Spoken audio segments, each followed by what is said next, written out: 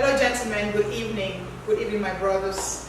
It is such a pleasure and a privilege for me to come to you today with this friendly reminder. And it is about your role as the man in your home, in your family, the role that God has called you to play. This role that you cannot outsource to anyone. This role that you cannot fail in. Because it's not just the fulfillment of your own destinies on the line, but that of your descendants. My friends, today's topic is really, my brothers, it's really about our descendants. Our descendants. It is so important what we leave to them, what we bequeath to the next generation. And I am not talking about money. That is very important too. But I am talking about the wisdom that we've taught them. I'm talking about how we've taught them to grow up to be in the fear of God. So when we're not there, they were able to make good decisions. I'm talking about how we fight for them, to protect them, to defend them, to provide for them. That's what I'm saying to you today, my friends. I'm not just saying it's just a job as a father or as a husband. But I'm trying to say that you are the indisputable head of your household. God has ordained it so. It is a privilege, high honor, but also a very, very steep duty. And they go hand in hand. And you cannot afford to shirk this. I am not trying to start a controversy. I just want to beg you, my brothers, that you need to step straighter and take care of your homes. Especially those of you of African descent, those of us from the continent of Africa. We need to begin to fight for our children. I want you to go look at throughout history. You will not find too many examples where nations conquered, where nations expanded, where nations came into great glory and was solely on the shoulders of women. But you will find abundant examples where it was the men charging into battle, expanding their empires. Start with the Bible. Look at David. David had many wives, but they weren't the ones who were fighting this battle. He went to battle with Joab and all the mighty men of war. Taking human history, go back as far as you can. Ancient Ghana Empire, ancient Mali Empire, the Mongols, Alexander the Great, Hannibal, Napoleon Bonaparte, even the recent British and French empires. It was always the man on the line. When the United States of America won the Revolutionary War over the British, it was always the men. I'm trying to say, our men, it's time for you to get up and charge. I like protesting on the streets, but I think that only have a limited power. As my fellow Nigerian Wole Soyinka was saying, that a lion, or a tiger, doesn't go around telling people that he's a tiger. He just expresses his tigeritude. He just be a tiger. And so it's shown where a tiger has come from, where he's hunted, where he's fed. Nobody needs to question his tigeritude, because you see the bones, you see the carcass of the prey, because he's a predator. He's fed, he's hunted, he's a hunter, and he's caught something. He doesn't need to roar. His actions roar. You are a man. You don't need to go around the world with a placard telling people that. Or even say your life matters. Just act like it matters. Show the world that it matters. They will believe you. But when you keep saying in your mouth, but there's no actions to back it up, the world makes a mockery of you. And let me just tell us,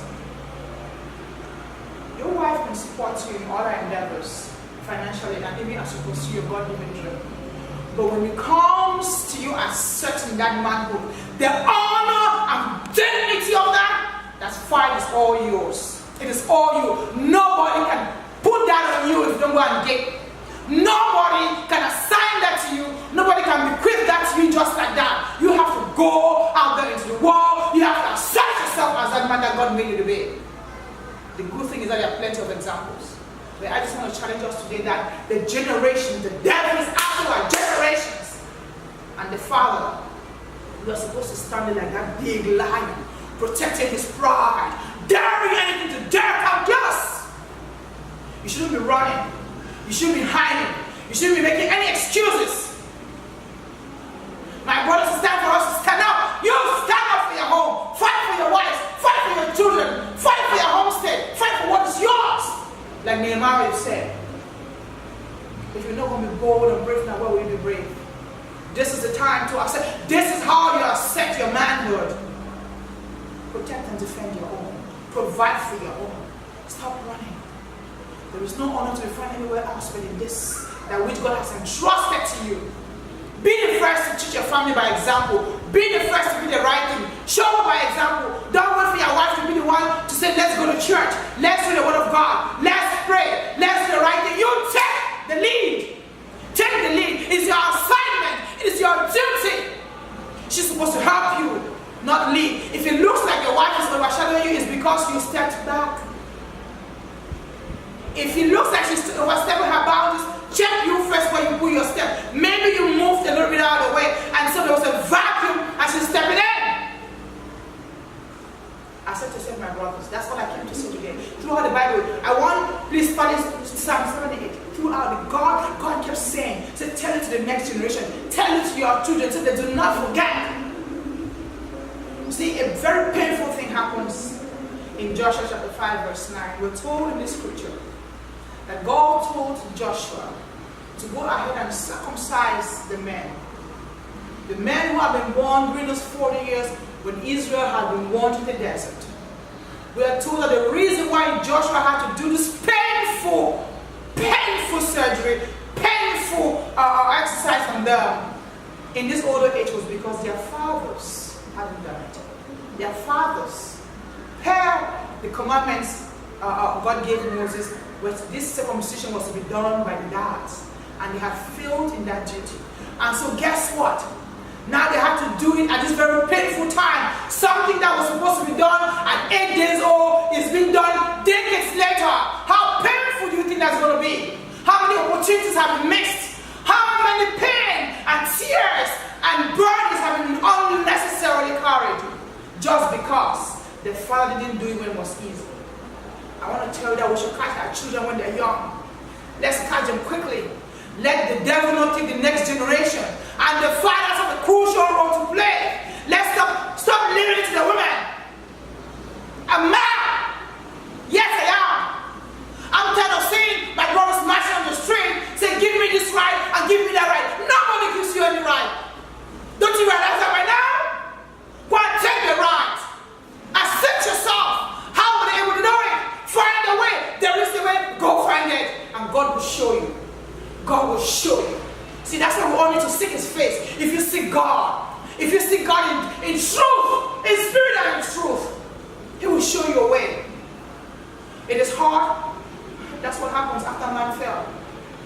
After Adam and Eve ate that fruit, everything became hard. And if it's not racism, it's ageism. If it's not ageism, it's tribalism. If it's not tribalism, there is some ism. There is going to be something. It all depends on where you live in the world. There is something. So that is not an excuse. When the ground was cursed, the curse came in different ways. That is just one of them.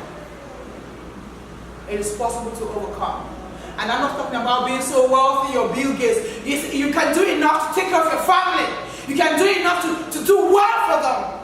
And so more importantly, so you can hold your head up high. You can achieve that respect and honor that only you can achieve for yourself. And that is priceless. That is priceless. That your soul yearns for, but no other man can give to you. It's a jacket that you have to put on for yourself. You have to put it on for yourself. You have to wear it yourself. Do you know why? Because only you know the right proportions to cut, what will fit you. And so when you go out there and face other men and face the world, and you come home and you've done your duty, now you have a jacket. And no one can take that pride, that honor, that dignity, that respect from you. Because you didn't borrow it. And because you sized it properly for yourself. I'll see you next week, brothers. God bless you. Same time next week, I'll tag you with another message. Let us continue this way. Watch our generations. Let us leave something for them. Let us leave something for them. God bless you.